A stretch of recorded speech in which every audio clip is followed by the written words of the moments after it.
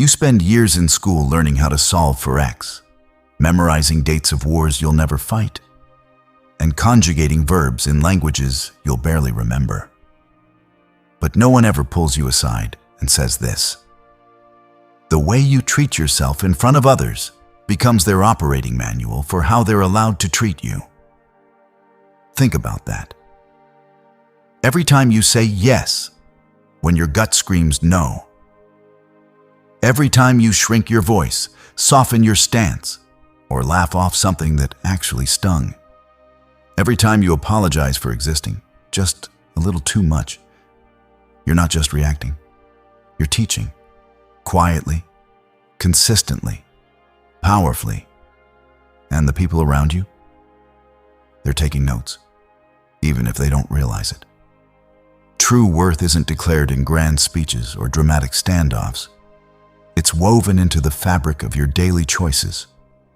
How you answer a text, whether you follow through on a promise you made only to yourself, how you walk into a room where you feel like an outsider. It's not loud, it doesn't need hashtags, but it's unmistakable to those who pay attention. In this video, we'll explore 7 subtle behaviors, not flashy performances, but quiet disciplines, that people who are genuinely respected, not feared, not flattered, practice without fanfare. These aren't about manipulation or image control. They're about alignment between who you say you are and how you actually live. If you're ready to stop being underestimated, if you're done letting your actions whisper doubt while your heart shouts worth, type "I'm done" in the comments right now. Say it like you mean it. And if you haven't already, subscribe and hit the bell, because what comes next could reshape how you move through every relationship from here on. Stay with me. This is where real self-respect begins. Let's begin. Number 1, you keep your word to yourself. Let's begin with the most overlooked classroom of all, the one inside your own mind. Every day, you make promises to yourself, not the grandiose kind you post on social media, but the quiet ones. I'll go to bed earlier. I'll finally start that project. I won't let them talk to me like that again. These aren't just thoughts, they're commitments. And when you break them, again and again, you're not merely failing to follow through. You're sending a message to your nervous system. My word doesn't hold weight. Here's the truth no one tells you. How you treat your own promises becomes the blueprint for how others treat you. If you consistently abandon your own intentions, people sense it, not through magic, but through pattern recognition. They notice the gap between what you say and what you do, between your stated values and your daily actions. And over time, they stop trusting your word, even when you're speaking directly to them. The Stoics understood this deeply. Epictetus didn't preach discipline as punishment. He saw self-mastery as alignment, the act of making your inner world match your outer one. When your yes means yes, even in private, and your no holds firm without apology, you become someone who radiates reliability. And that's magnetic. Keeping your word to yourself isn't about perfection. It's about evidence. Every time you honor a small promise, whether it's taking that walk, setting that boundary, or finishing that draft, you build proof that you can be trusted. First by yourself, then almost automatically by others. Think of it like compound interest for integrity. One kept promise seems insignificant, but 10, 50, 100? That's when something shifts, not just in your habits, but in your presence. People begin to feel it before they even hear it. This person is solid. On the flip side, every broken promise to yourself chips away at your foundation. You might think no one notices, but you do. And that internal erosion leaks into your posture, your tone, your willingness to stand firm when it matters. So start small. Choose one tiny commitment today, one you know you can keep, and treat it like a sacred contract. Not because the task matters, but because you matter. When you prove to yourself that your word is binding, even in silence, you teach the world a new language, one where your worth isn't negotiated, it's assumed, because consistency in private is the loudest form of self-respect in public. Number 2, you don't over-explain. Watch yourself the next time you say no, not the word itself, but what comes after it. For most people, no is just the opening line. What follows is a cascade, a justification, a backstory, an apology wrapped in reassurance, maybe even a counteroffer to prove they're still nice.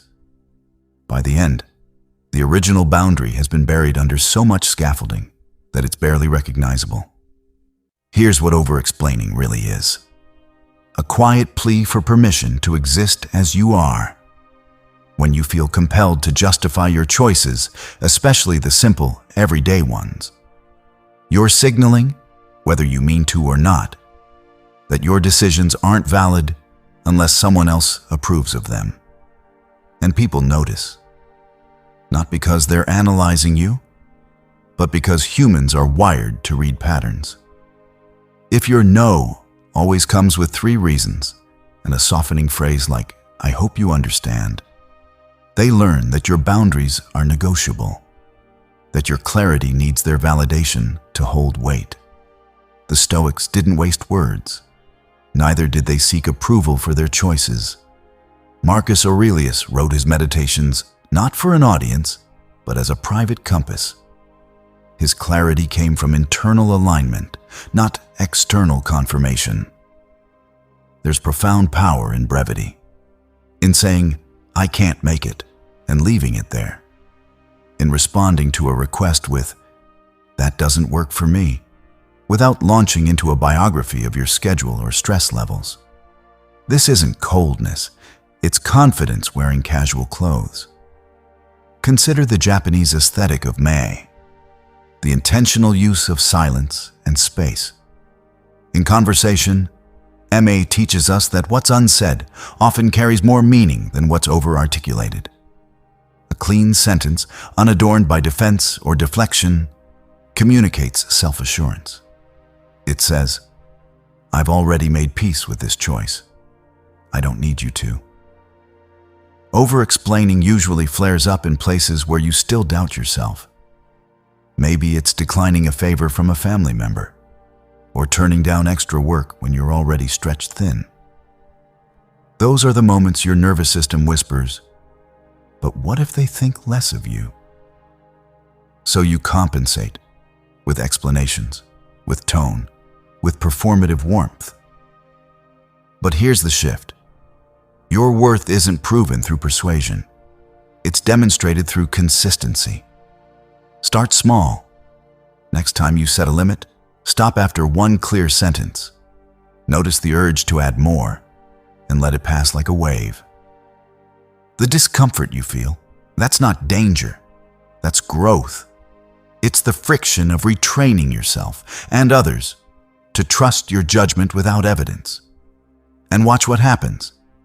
People begin to treat your word as final, not because you demanded it, but because you stopped inviting debate.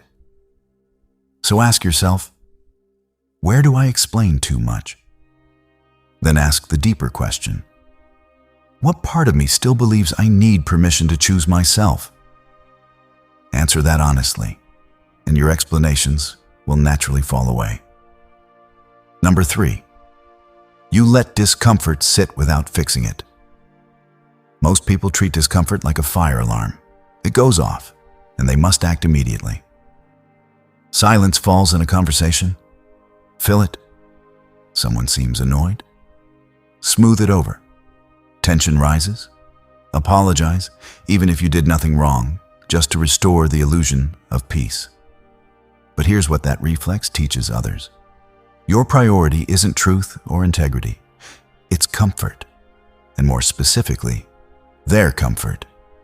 When you rush to fix every awkward pause, every unspoken friction, every unresolved emotion, you're not just managing the moment. You're training people to expect that you'll always absorb the emotional labor of repair, that your boundaries will bend under the weight of someone else's unease. The Stoics had a different approach.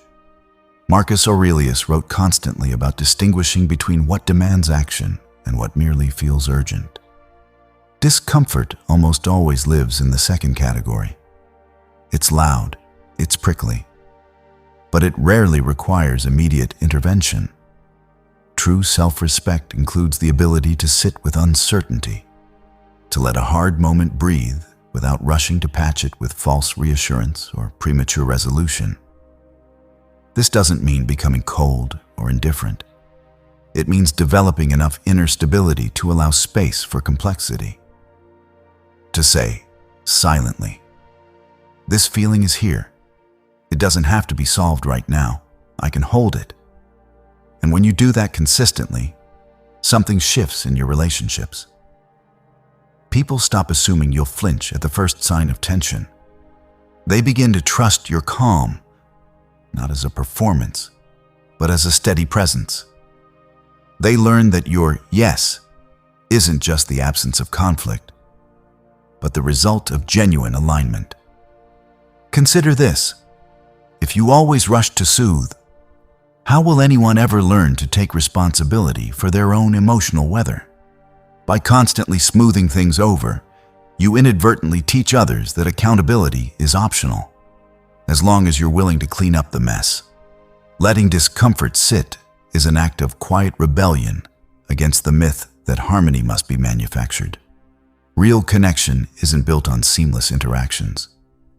It's forged in moments where both people can tolerate imperfection without collapsing.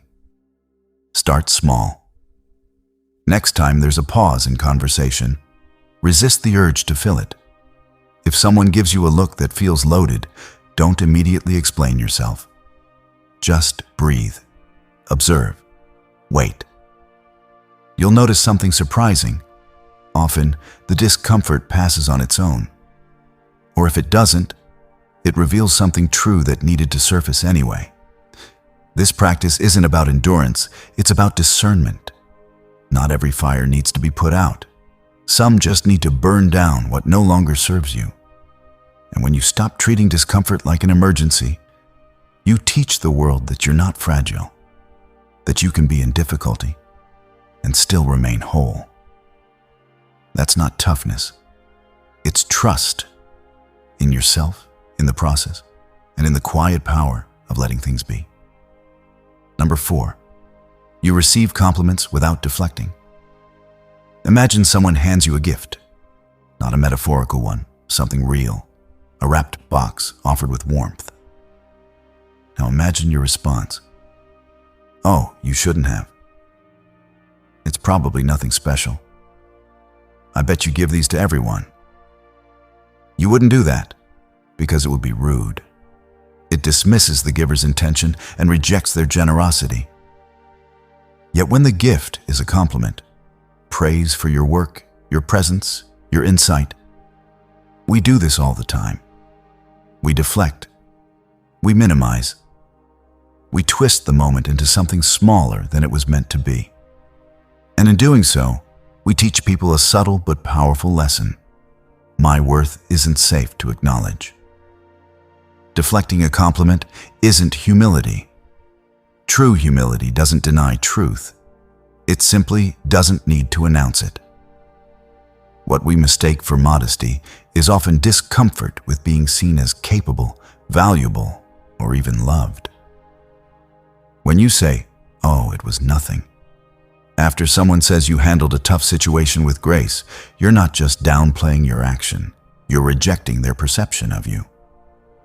You're implying their judgment is flawed, their appreciation misplaced. Over time, they begin to doubt their own eyes. The Stoics didn't shy from truth, even when it reflected well on them. They understood that integrity includes accepting reality as it is, not just the parts that feel safe to admit.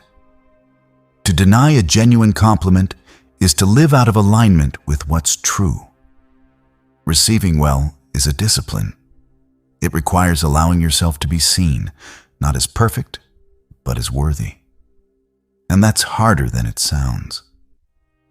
Because if you're allowed to be worthy today, what does that mean for tomorrow? For your responsibilities, your potential, your right to take up space without apology? Try this instead. Next time someone offers praise, pause, breathe, then say simply, "Thank you.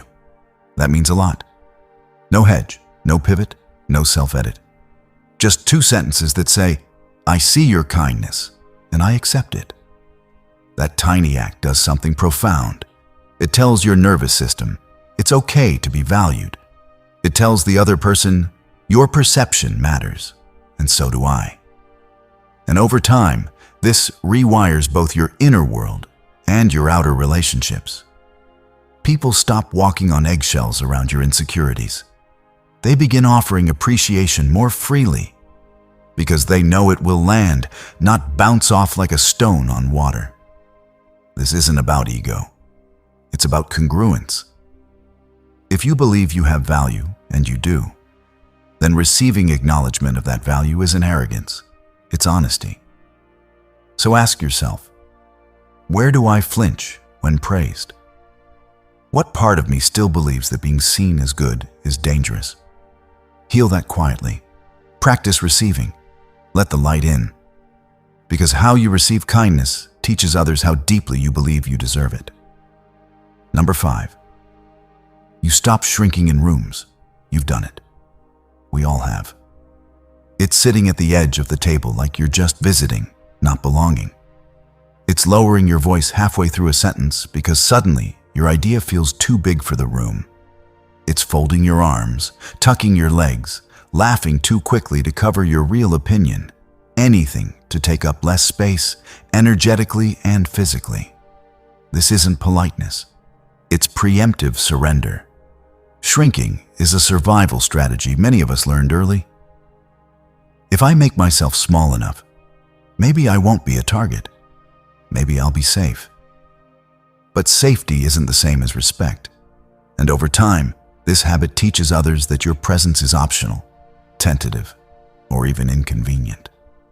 Body language speaks before you do.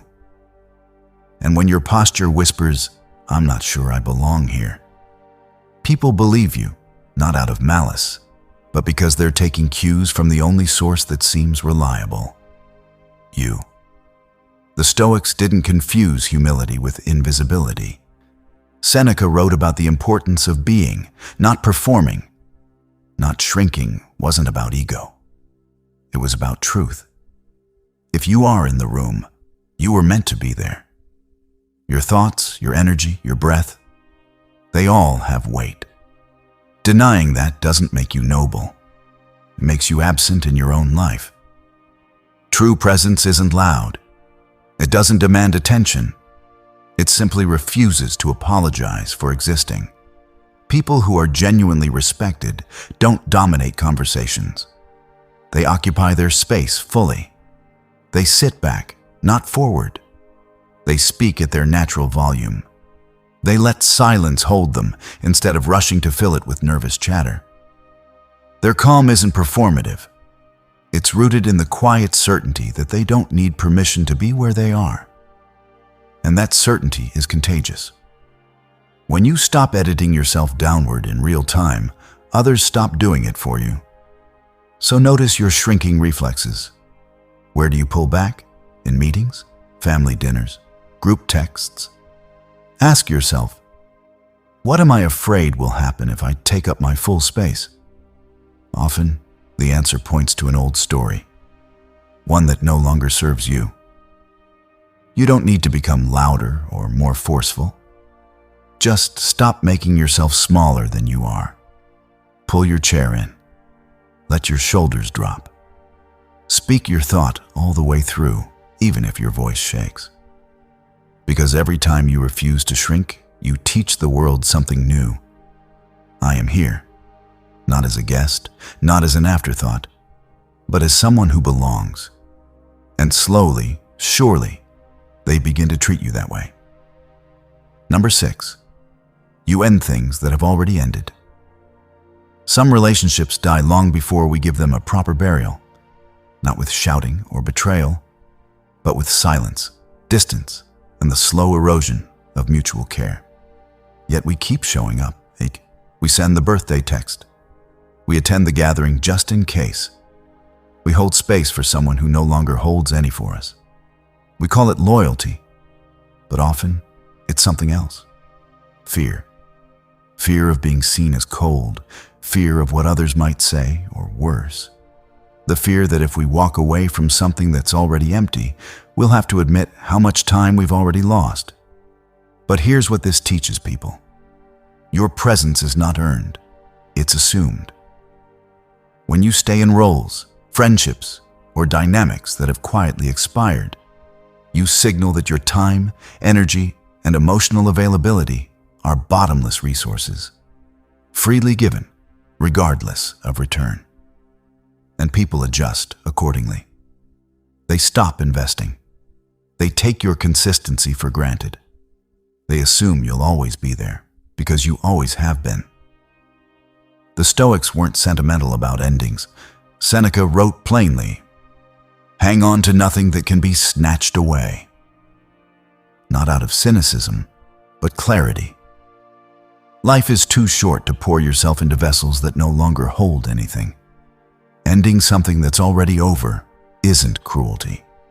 It's honesty wearing clean clothes. And it doesn't require drama. No grand speeches, no burning bridges. Often, the most dignified closure is quiet. A conversation that grows shorter, then stops. A role you simply stop playing. A relationship you stop feeding with hope it no longer deserves. This isn't ghosting. It's choosing yourself without fanfare. Every time you release what's already dead, you reclaim energy that was leaking into the past. That energy becomes available for what's alive. For relationships that reciprocate, for work that matters, for the version of you that's ready to move forward without dragging ghosts behind you. More importantly, you teach those around you that your presence is intentional, not automatic. That you don't stay out of obligation, but because there's genuine connection. And that makes your yes infinitely more meaningful.